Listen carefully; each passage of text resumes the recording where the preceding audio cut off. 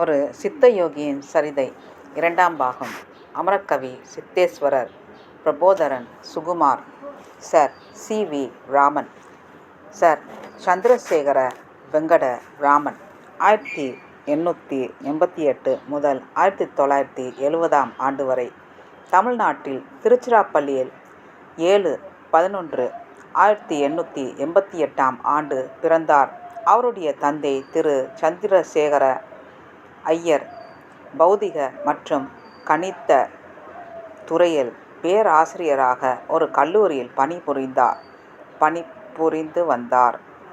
விளையும் பயிர் முளையிலே என்ற முதுமொழிக்கேற்ப சிறுவயது முதலே சிறந்த படிப்பாளியாக விளங்கி தன்னுடைய 12ஆம் வயதிலேயே மெட்ரிகுலேஷன் படிப்பை முடித்தார். அவர் சென்னை மாகாணத்தில் மாநில கல்லூரியில் 1902 சிறுவயது மாணவனாகவே சேர்ந்து B.A. பட்ட படிப்பை 1904 வெற்றிகரமாக முடித்துவிட்டு M.A. முதுகலை பட்ட படிப்பிலும் மிகச் சிறப்பான மதிப்பெண் பெற்று 1907 தங்கப் பதக்கத்தை வென்றார். திரு சி.வி. ராமன் அவர்களுக்கு சிறுவயது முதலே பௌதிக துறையில் அபாரமான ஞானம் இருந்து வந்தது. அவர் முதுகலை பட்ட படிப்பை மாநில கல்லூரியில் படித்து வந்த போதே பௌதிகத்தில் பல கட்டுரைகளை எழுதி அதனை அக்காலத்தில் லண்டன் மாநகரில் வெளிவந்து கொண்டிருந்த விஞ்ஞான பத்திரிகைகளான பிலோசபிக்கல் மேகசின் மற்றும் நேச்சர் ஆகிய இவற்றில் பிரசுரிக்கப்பட்டு வந்தது. பல மேலை நாட்டு விஞ்ஞான அறிவியல் மேதைகள் திரு சி.வி. ராமனின் பௌதிக அறிவு திறமையை வியந்து போற்றினார்கள். அவர் லண்டன் சென்று சர்வதேச சிவில் சர்வீஸ் ICS பரீட்சையை எழுத வேண்டும் என்ற ஆர்வம் இருந்தது. ஆனால் அப்போது அவரிடம் போதிய பொருளாதார வசதிகள் இல்லாத காரணத்தினால் இந்திய சிவில் சர்வீஸ் தேர்வு எழுதி அதில் வெற்றி பெற்று அப்போதைய ஆங்கிலேயர்களின் ஆட்சி காலத்தில் இந்தியாவில் ஒரு பகுதியாக விளங்கி வந்த பர்மா நாட்டின் தலைநகரான ரங்கூன் சென்று பணியில் அமர்ந்தார். இந்திய ஆட்சித்துறை பதவியில் பொருளாதார ரீதியாக நல்ல வசதியாக சில காலம் வாழ்ந்து வந்தாலும் அந்த பதவி அவர் தியாகம் செய்துவிட்டு தமக்கு விருப்பமான பௌதிக துறையில் பேராசிரியராக கல்கத்தா பல்கலைக்கழகத்தில் பொறுப்பேற்று கொண்டார். அவர் லோக சுந்தரி என்ற அம்மையாரை மனம் புரிந்து கொண்டார். 1924 ஆண்டு லண்டன் ஃபெலோ ஆஃப் ராயல் சொசைட்டிக்கு தேர்ந்தெடுக்கப்பட்டார். 1926 ஜேர்னல் ஆஃப் பிசிக்ஸ் என்ற விஞ்ஞான ஆய்வு பத்திரிகையை தொடங்கி அதில் எடிட்டர் ஆக பொறுப்பேற்று கொண்டார். அவர் கல்கத்தா பல்கலைக்கழகத்தில் பௌதிக பேராசிரியராக பணியாற்றி கொண்டிருந்தபோது ஒரு விஞ்ஞான கருத்தரங்கில் கலந்து கொள்வதற்காக வந்த அழைப்பை ஏற்றுக்கொண்டு லண்டன் மாநகருக்கு கப்பலில் பயணமானார். மத்திய தரைக்கடல் வழியாக திரு ராமன் கப்பலில் பயணம் செய்து கொண்டிருந்த போது கடல் நீர் ஏன் நீல வர்ணமாக காட்சி அளிக்கிறது என்ற சிந்தனையே இயற்கையின் வண்ணங்களை பற்றியும் ஒளியில் புதைந்து கிடக்கும் மர்மங்களை அவர் தீவிரமாக ஆராய்ச்சி செய்வதற்கு தூண்டியது. அவர் விப்ஜியார் எனப்படும் இயற்கையின் 7 விதமான நிறங்களை தீவிரமாக ஆராய்ந்தார். முடிவில் சூரியனின் வெள்ளை நிற ஒளிக்கற்றைகள் ஒளிச்சிதறல் என்ற விதியின்படி கடல் நீரில் பாயும் போது அது நீல நிறத்தை சூரிய ஒளியிலிருந்து உறிஞ்சி அதை கிரகித்து கொண்டுதான் நீல நிற கடலாக காட்சி அளிக்கிறது என்ற இயற்கையின் உண்மையை விஞ்ஞான ரீதியாக நிரூபித்தார். பல நாட்டு அறிவியல் அறிஞர்களின் நீண்டகால புதிரை மிக எளிதில் உண்மையை விளக்கி காட்டி சாதனை படைத்தார் திரு ராமன். 28/2/1928 அவருடைய கண்டுபிடிப்பு நாளே இந்தியா தேசிய விஞ்ஞான தினமாக அன்று முதல் கொண்டாடப்பட்டு வருகிறது. 1929 இங்கிலாந்து நாட்டின் மிக உயரிய கௌரவ விருதான சர் பட்டம் அளிக்கப்பட்டு கௌரவிக்கப்பட்டார். 1930 அவருடைய பௌதிகத்தின் மிக சிறந்த கண்டுபிடிப்பான ராமன் விளைவுகள் என்ற ஆய்வுக்கு நோபல் பரிசு வழங்கப்பட்டது. திரு ராமன் ஸ்வீடன் நாட்டு தலைநகரான ஸ்டாக்ஹோம் நகருக்கு நேரடியாகவே சென்று நோபல் பரிசு விருதை பெற்றுக்கொண்டார். இந்திய நாட்டின் இளம் விஞ்ஞானி ஒருவர் நோபல் பரிசை முதலாக நேரில் வந்து பெற்றுக்கொண்டவர் என்ற பெருமையை பெற்றவரும் இவரே. உலக புகழ்பெற்ற லண்டன் கேம்பிரிட்ஜ் பல்கலைக்கழகத்தில் பேராசிரியராக பணியாற்ற வந்த அழைப்பை திரு சி.வி. ராமன் ஏற்க மறுத்து தான் பிறந்த இந்திய மண்ணிலேயே பணிபுரியவே விரும்புவதாக கூறி அதை நிராகரித்தார். 1933 Indian Institute of Science Bangalore இயக்குநராக பதவியேற்றுக் கொண்டார்.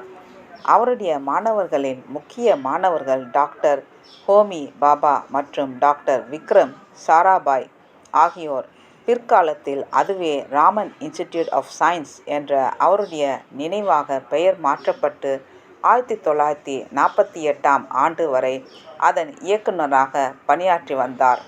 இவர் சிறந்த பேச்சாளர், நகைச்சுவைவாதி மற்றும் இசை ஞானமும் மிக்கவர்.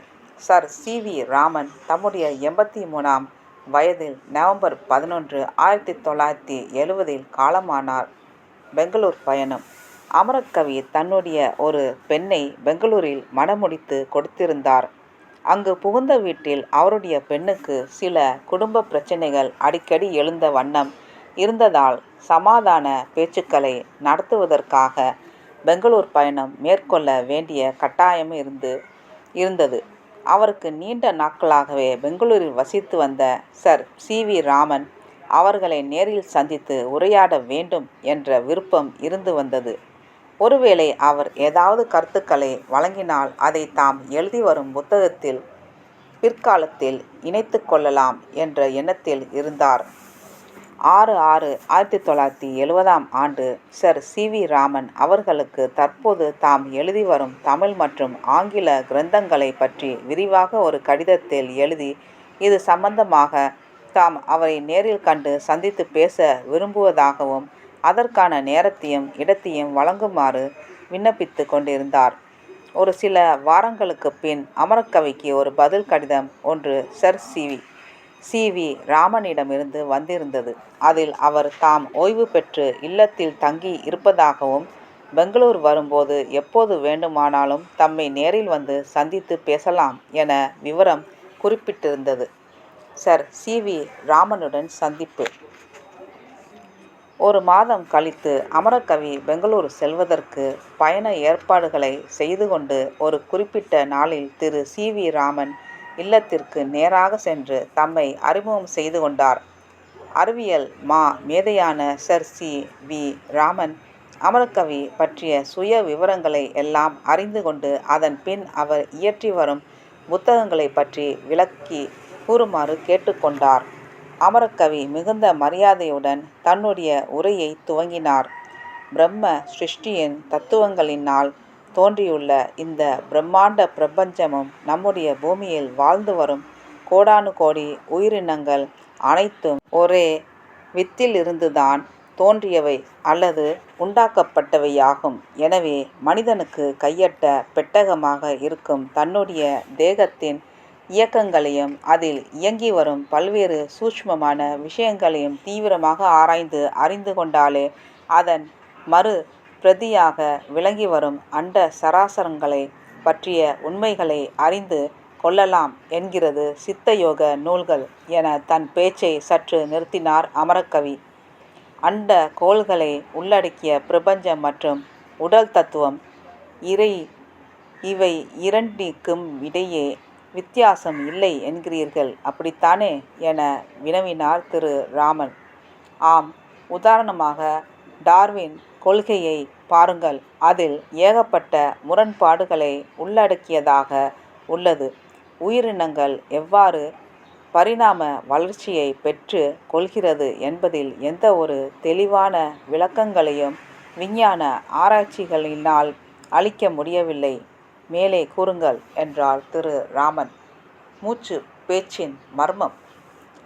இயற்கை சிருஷ்டியில் அதன் இரகசியங்களை ஒருபோதும் வெளிப்படையாக தெரிவிப்பதில்லை.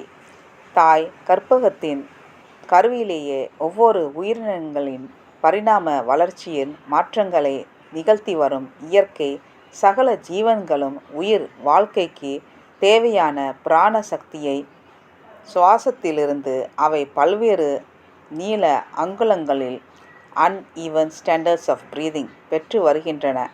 படைப்பு தத்துவத்தில் சுவாச ஓட்டங்கள் உயிரினங்களுக்கு ஏற்றாற்போல் மாறி மாறி ஓடும் தன்மையை விஞ்ஞானம் கவனத்தில் எடுத்து கொள்ளவில்லை.